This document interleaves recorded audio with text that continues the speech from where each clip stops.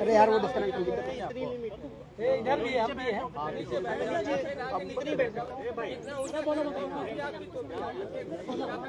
चलिए sir, silent. खत्म हो जाएगी, करो चालू। चलो सर, रेडी, स्टार्ट करें। मोबाइल बंद कर लो, मोबाइल साइलेंट पे कर दो सब, वीडियो आवाज आती है। जल्दी रख लो फटाफट। अमन इधर। अरे अभी तक कहाँ थे? ये देखो क्या हुआ भैया ये? अरे यार ये मत चलो स्टार्ट करें। तेज ला करके दे वो स्टार्ट। जय भीम, नमस्कार साथियों। आज छोड़ दो। ईवीएम में किस किस तरीके से घोटाले हो रहे हैं उस पे हम लोग आपसे बात करेंगे। और ईवीएम में घोटाले करके वोटर की वोट चोरी करने का मतलब है प्रजातांत्रिक अपराध।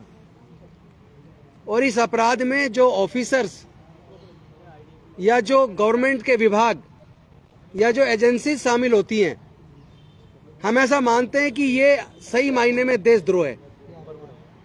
क्योंकि देश के संविधान के हिसाब से प्रजातंत्र में जनता को ये भरोसा होना बहुत जरूरी है कि वो जिस प्रत्याशी को वोट दे रहे हैं उनका वोट उस प्रत्याशी को जा रहा है। अगर वोटर को इस बात पे भरोसा नहीं हो रहा कि उसकी वोट उसी प्रत्याशी को जा रही है जिसको वो वोट दे रहे हैं, और अगर सच मायने में उसकी वोट की चोरी हो रही है, तो ये देशद्रोह है। ये देश के संविधान के साथ, देश के प्रजातंत्र के साथ, देश की जनता के साथ धोखा है। पहले दो मशीनें काम करती थी, एक बैलेट यूनिट होती थी, एक कंट्रोल यूनिट होती थी। Ballot unit